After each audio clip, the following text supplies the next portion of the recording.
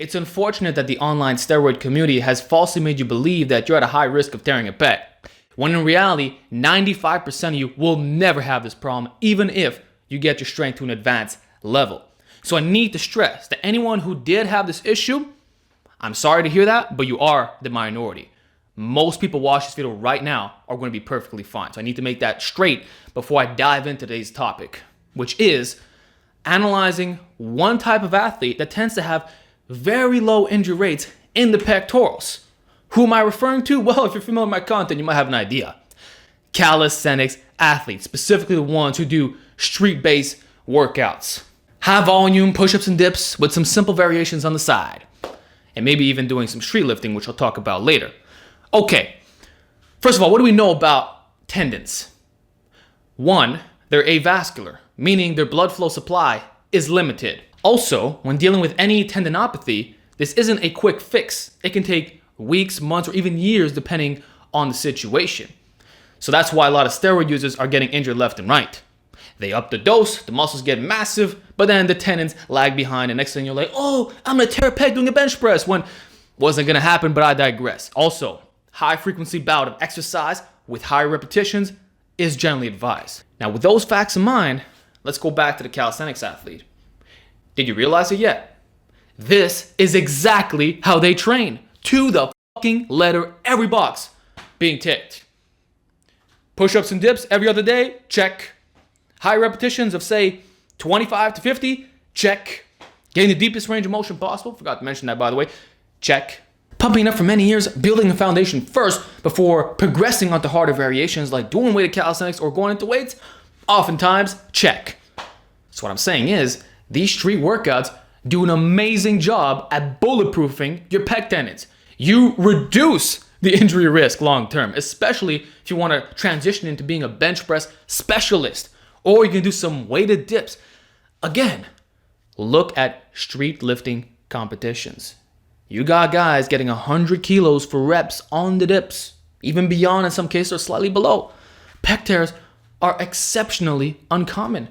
Yet you'll have a guy benching in the threes getting injured, even though there's less range of motion because of powerlifting arc and we're not getting the maximum stretch. Whereas the dip puts you in the worst leverage as possible.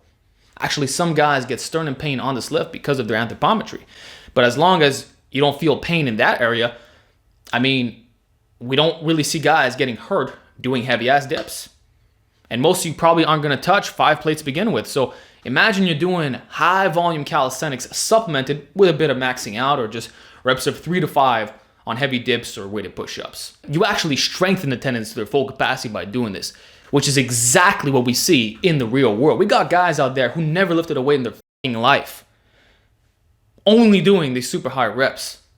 They go in the gym, max out on the bench, hit the high 200s. This has happened time and time again right here on YouTube. Where are the pec tears? I am not seeing it because there's 2 things to consider. One, most of the calisthenics athletes are natural. So that's already a huge fuck you to the abusers that are trying to fear you. And they worked on their tendon strength for years with the high volume stuff and the general work capacity, the leverage aspect. They got stronger because strength is strength. It's what I'm always saying in my videos.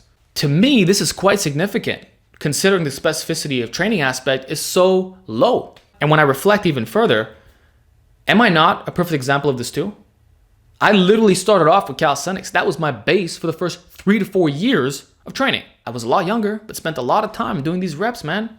And I've never had a pectoral issue when doing heavy bench press or going for reps. That's one of the areas that I feel, and this may sound extremely arrogant coming from me, but I'm going to say it regardless, knock on wood, I feel it's impossible to tear a pec for me.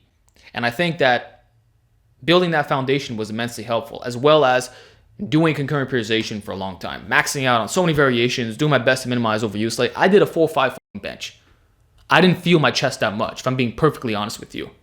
It was mostly the triceps that were demolished. And the next 3 days, I was feeling it.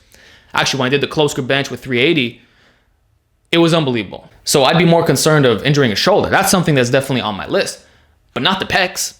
And I think that the push-ups and dips was one of the best tools for ensuring that longevity.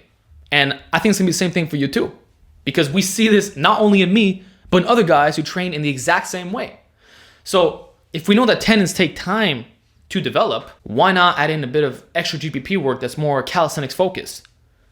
This way you're getting that frequency aspect, getting that additional blood flow, almost mimicking a form of overspeed eccentrics.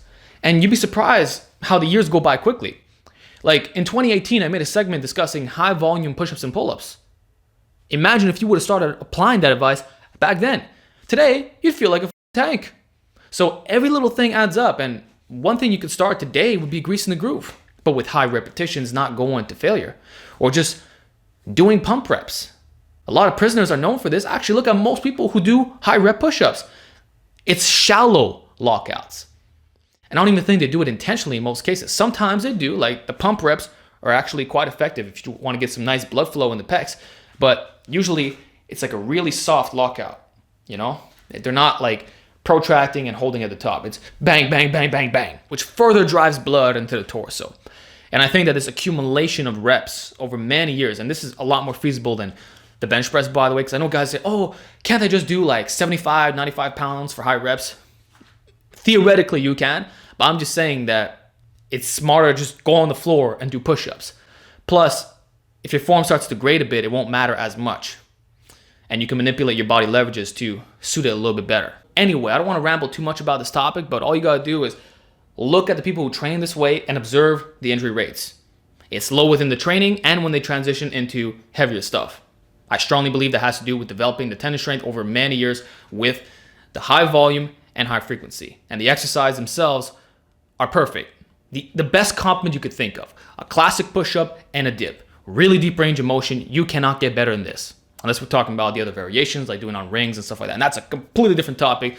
I was going to discuss in this segment, but I think I'll reserve it for another time. So stay tuned for that. And for now, consider adding in a little bit of street workouts into your program.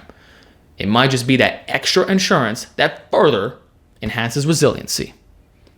So that's it. Hope you guys enjoyed this video. Let me know if you want more content on tendon strength, and I'll see you in the next one.